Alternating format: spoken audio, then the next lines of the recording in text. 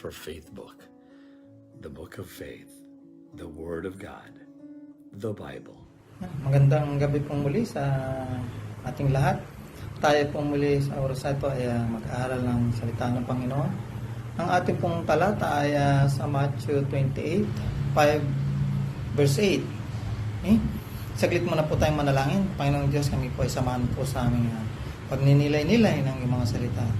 Bigyan po kami ng karunungan na nagbubuhat sa iyo. Buksan niyo po ang aming matatang spiritual at matutunan namin ang dapat tayong matutunan sa oras ito. Sa pangalan ni Jesus. Amen. Matthew 28:5 verse 8.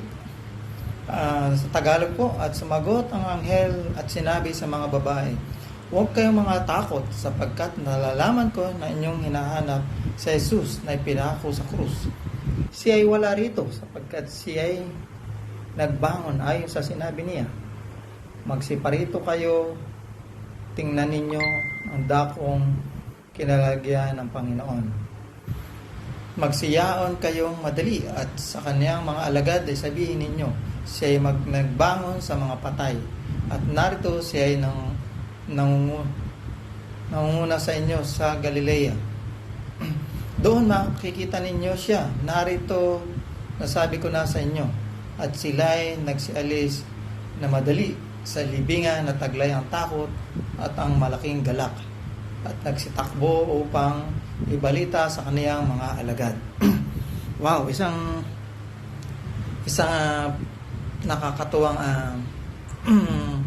verse ating nabasa sapagkat itong verse na ito ang isang dapat na sinasabi ko nga lagi ay hindi malilimutan yung araw na to, yung pagkabuhay ni Jesus Christ, no? Once lang pong namatay si Jesus Christ at pagkatapos ng 3 araw ay siya po ay nabuhay. At katulad nga sinabi ko sa inyo na ang araw pong ito dapat ay hindi malimutan natin yung Holy Week sapagkat ito yung panahon na kung saan ay namatay si Jesus Christ at ginawa niya ito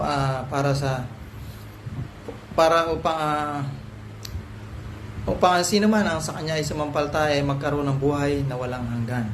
Okay? At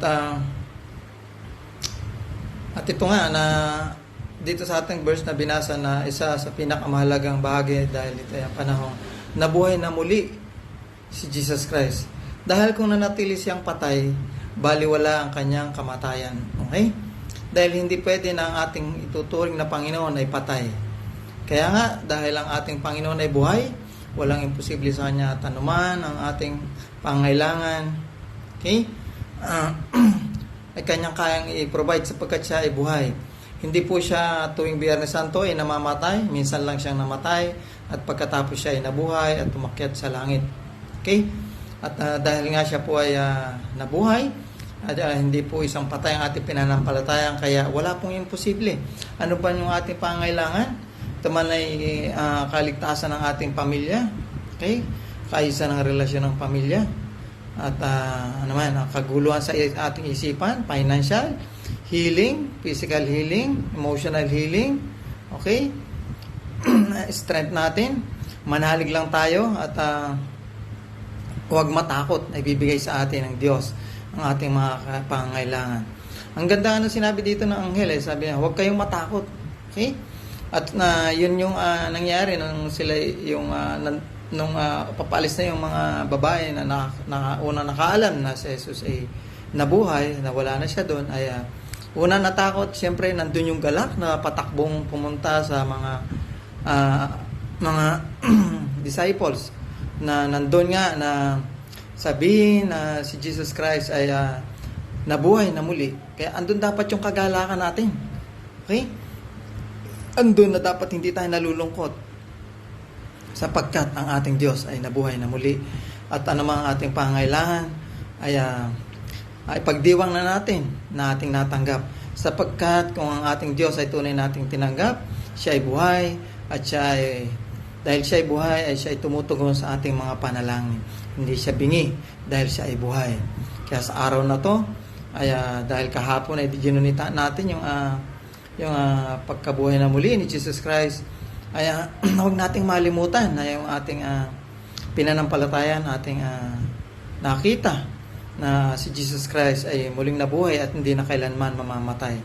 Okay?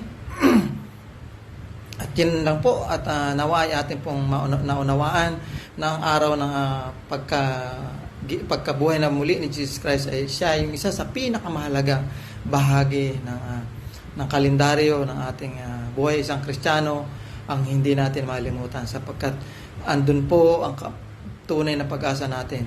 Anumang problema natin, anumang kalagayan natin, dahil buhay ang ating Diyos, siya ay nakikinig. Salamat po muli, at tayo po muli manalangin. Salamat po aming Diyos, salamat sa iyong kabutihan, salamat sa karunungan ibinigay mo sa amin. Salamat po dahil patuloy mo kaming tinutulungan na maunawa anuman ang aming nabasa, Panginoon. Salamat po, Diyos. Ito po sa manapit na lang sa pangalan ni Jesus. Amen and amen.